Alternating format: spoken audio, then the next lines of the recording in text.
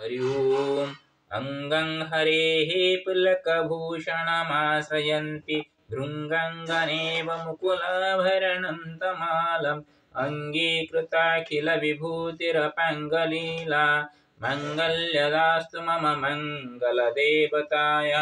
मुग्धा मुहुर्विदधति वदने मुरारे प्रेमाद्रपा प्रणिहितानि गतागतानि मालादृशोर्मधुकरीव महोत्वलेया श्यामे श्रियं सुसागरसम्भवाय विश्वामरेन्द्रपदवी भ्रमदानदख्य मानन्दहेतुरधिकं रविर्विशोऽपि ईशानिशीयतु मयि क्षणमीक्षणार्ध मिन्देवरोदरसहोदरमिन्दिराय आमीलिताख्यमधिगाम्य मुदा मुकुन्द मानन्दकन्दमनिमेषमनङ्गतन्त्रम् आख्येकरगनीनिगपद्मनेत्रं भूतिर्भवेन्मम भुजङ्गशयङ्गनाय बाह्वन्तरे मधुजिता श्रुतकौस्तवेया हारावलीव हरिनीलमयी विभाति कामप्रदा भगवतो विकटाख्यमाला कल्याणमा वहतु मे कमलालयाय कालाम्बुदालिललितो रसिकैठवारे हृदाराधरे स्फुरति जादडिजङ्गनेव मातु समस्तजगतं महनीयमूर्ति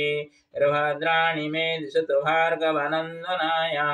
प्राप्तं पदं प्रथमतः किल यत्प्रभावान् मङ्गल्यभाजमजुमादिनिमन्मनेन मज्यावयमन्थरमीक्षणार्धं मन्दालसञ्चमकरालय कन्यकाय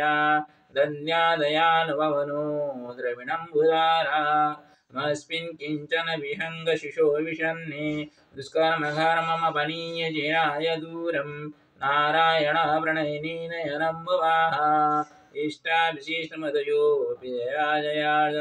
दृष्ट्या द्रिवीनमवदं सुलभं लभन्ते दृष्टिप्रहुष्टकमलोदरदीप्तिरिष्टां पुष्टिं कुशेष्टमवपुष्करविष्टराय गिरिजेवते गरुडा गदसुन्दरीति सायकं भैर्यसि शेखरवल्लभेति सृष्टिस्थिते प्रलयकेलिषु संस्थितायै तासे नमस्त्रिभुवनेकगुरुस्तरुणै श्रुते नमस्तु शुभकर्मफलप्रसूते रते नमस्तु रमणीयगुणार्णवायै शक्ते नमस्तपत्रनिकेतनायै पुष्टे नमस्तु पुरुषोत्तमवल्लभायै नमस्तु नालिकनिवारणाय नमस्तु दुग्धजन्मभूते नमस्तु सोमामृतसुधराय नमस्तु नारायणवल्लभाय सम्पत्कलकलेन्द्रियनन्दनानि सम्प्रजानि पिबन् सरोरहकि तद्बन्धनद्वैताहृणोदितानि मामेव माधुगुणन्तमानि यत्कटेनमुवासना विधिः सेवकसमरमनिशिष्टं वरैर्हृदयमसि सरसिजनीलसुरहस्ते धवलतमाङ्गसुगन्धमलसु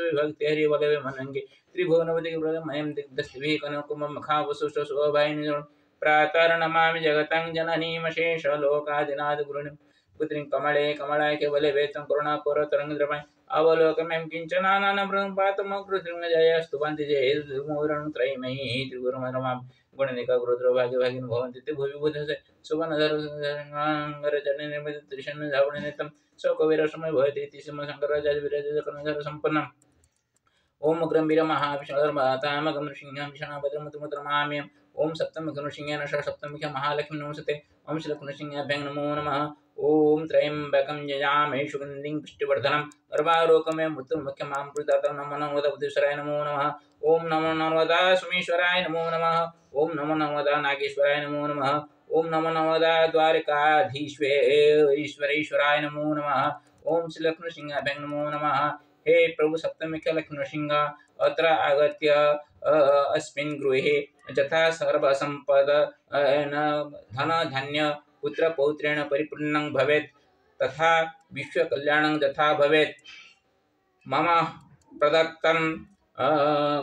फलमिदं यथा सर्वेषां फलप्रदं भवेत्।